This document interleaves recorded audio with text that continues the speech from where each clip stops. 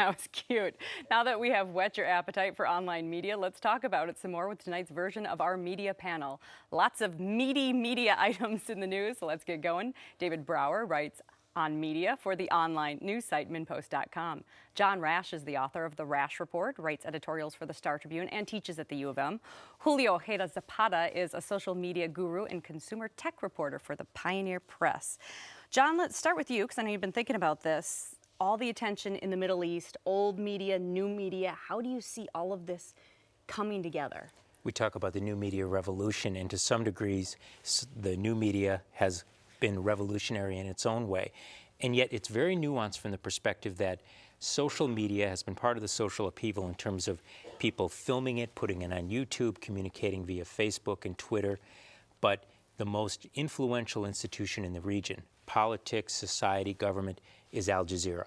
And if it makes Al Jazeera, it can make a revolution. Is Al Jazeera old media or new media, or something in between? There's really no distinction at this point, because of course they're online, of course they're on air, and of course they're the scourge of many Middle Eastern repressive regimes. And so, but they really have changed the dynamics in the Mideast, but they have a symbiotic relationship with new media such as Facebook and Twitter. What are you thinking about this? How are you consuming it?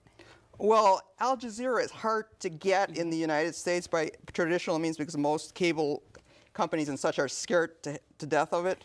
But technology has a solution. You can buy a little Roku box, hook that up to your TV, and you can get Al Jazeera on here. Roku, spell it for us. R-O-K-U. Thank you. And there's another device called the Google TV. It also has Al Jazeera in HD.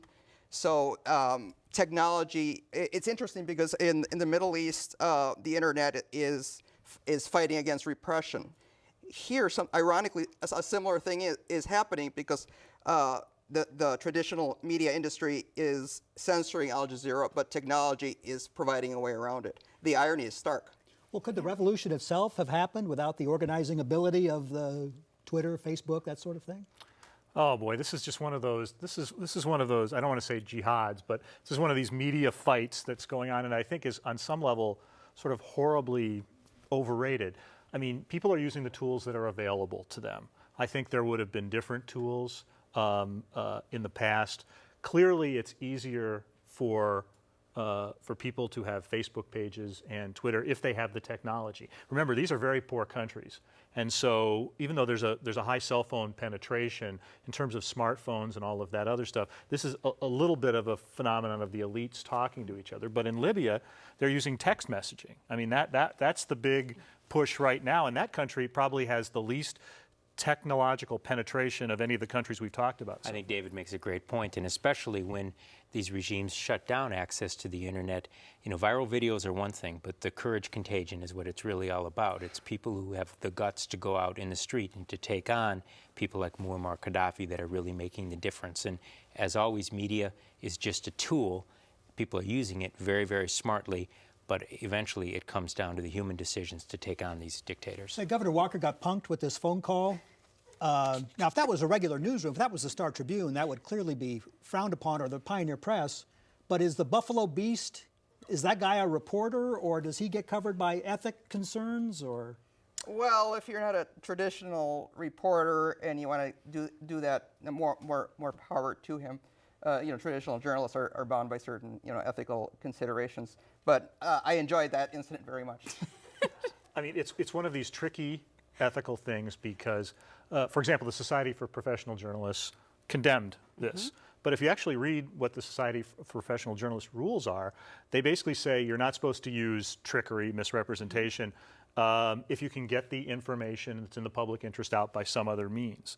You can argue in this case that this guy could not have gotten the sort of confession or the sort of candor from Governor Walker if he didn't use the tactic that he used. So lying's okay? Well, it's not something that I would do, but at the same time, let's remember, we have 60 Minutes going undercover. We have a history of mainstream organizations using deceptive means to get information. At the same time, I enjoy the ideologues who are saying this is the greatest thing since sliced bread. But when James O'Keefe was lying to try to get access to Mary Landrieu, Senator Landrieu, when she wasn't taking calls from her constituents last year. It ended up being a felony because they broke into the Senate building. I mean, they were condemning that. So you've got to be consistent. So what's the difference between going undercover and getting punked? Well, they went under. They in effect, he got punked, Governor Walker, by someone who claimed to be someone else. And so, what I found really compelling about it is it was an interesting case of the new media tail wagging the old media dog, from the perspective of they did this, put it out there on the internet, it went viral in about 5 minutes, and then mainstream media organizations, which never would have undertaken this, Pioneer Press, Star Tribune, MinnPost, KTCA, would not have had this type of tactic. But once it's out there, you have to report on it. It becomes part of the news narrative, and Governor Walker had to respond to it. And all of that took place within about a half-hour news cycle. Speaking of Governor Walker, what about social media in Wisconsin? We know, there are hashtags that, subject headings that are going crazy. What was going on Twitter, and it seemed like social media was ahead of traditional media, even in Wisconsin. Well, Twitter is a whole new form of news coverage. I mean, it's a form of news media in and of itself, and it's how I get a lot of my information. In addition to other sources, it's a primary information source, and a lot of people are using it that way. Didn't it seem to explode and take on a new level in Wisconsin? I mean, Twitter is definitely the fastest paced technology that we have right now. I think that's why you and I are both on it. But without being an expert on the Wisconsin situation, I would say on some level, a lot of what's going on in Wisconsin is old line organizing. I mean, you have labor unions and people coming out in support of them in what is, frankly, a fairly traditional demonstration. If unions aren't organized enough to turn their people out to rallies, something's wrong with the union. So I don't want to overrate the technology, except that it makes it easier for us to follow it, and it makes it easier for everybody who's already into it to kind of, come together. As long as they can get internet access or cell phone access, John, because there's even issues of whether that was available in the Capitol. You're absolutely right. But of course, that's more of a dynamic of technology as opposed to a repressive government trying to shut it down. It was very important, and it did play a part in it. But what didn't play a part was anyone trying to take it away, which is what's been happening in the Pan-Arabic rebellion. Show and tell time. Julio, you're up first. What did you bring us?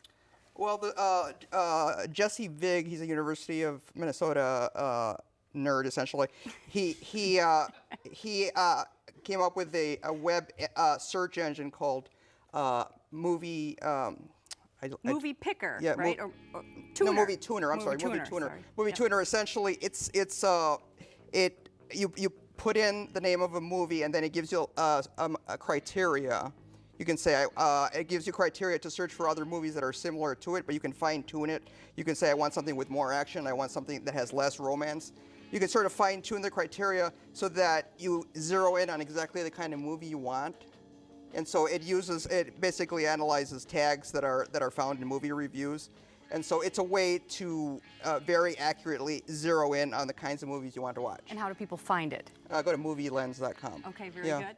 John Rash, you're up next. Back to the Middle East, but you're going old school. Well, old but new school in a way, too, because it's unconventionally conventional choice. It's the New York Times, but it's an example of what the mainstream media right now is doing. And in many ways, if you go to the New York Times site and you look under Mideast and you get to Times topics, the breadth and depth of knowledge is something that would have been the stuff of science fiction just a generation ago that one can get. They now have up to 25,000, it was reported this week, categories of Times topics, 12,000 that are humanly curated, where journalists have to feed into them.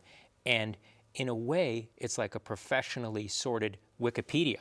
But it also shows the imperative of finding out how to make the media model and the monetizing model work, because of course this takes some really smart people and a lot of money and a lot of time to do it.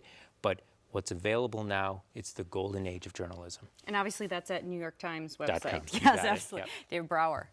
Well, so I'm a media critic, right? I'm employed by critiquing everybody else in my profession, which is lovely. So I was interested this week because ESPN, which people may not know this, but they have had an ombudsman for a few years now. The Star Tribune used to have one. In the round of budget cuts, they don't. I believe in ombudsmen. I think they're great for organizations. It's even a trickier role than I have because you're inside the organization, but yet you're supposed to be the reader's representative and critique the organization from the inside with great inside access. Well, ESPN sort of flubbed it with their last ombudsman. They hired a guy named Don Ohlmeyer, who is really a TV executive, and that's the fox watching the chicken coop. What they did this week was they went out and they hired the faculty of the Poynter Institute, which is sort of a think tank, a media think tank in Florida. Scott Libin, who used to be in charge of WCCO-TV, came from there and I think is back there now. And they are going to be the ombudsman for ESPN. And it's interesting in that it's a faculty, and it also raises the possibility that even though organizations can't afford these, they say they can't afford these watchdogs anymore, it's possible they could outsource the function to a watchdog agency, a watchdog group. Interesting. Before we go here, a couple of quick seconds from each of you. Oscar picks. That's the big event this weekend. What are we expecting? Surprises, picks? Can you give us something? I think it's a really good year. Saw all 10 films, and I think that it's one of the best years for film for several years. But I've thought coming out of the theater, and I think on the eve of it, that The King's Speech was the best film of the year, should and will win the Academy Award. Well, what I really like about the Oscars this year is that they've expanded the field, so it makes it a lot more fair because you have a broader selection. That is the one thing about the Oscars that I like this year. And what do you like to win? Probably King's Speech, yeah. Okay. Yeah. Look, I got two kids.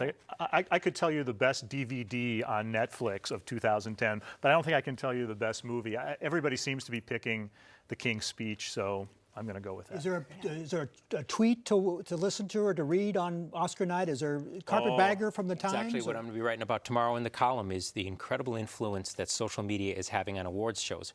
Ratings were at a decade high for the Grammys, and the Super Bowl hit an all-time high, and the Oscars are up 30% over 2 years, even though the box office is relatively static. And it's very influential, so the hashtag, people will have Academy Awards as well as Oscars. But there are also sub-trends that emerge. For instance, last year, Sandra Bullock, of course, was one of the biggest trending topics on Twitter that week as well. Okay, we'll see you on Twitter. Thank you. Thanks, panel. Terrific, thanks.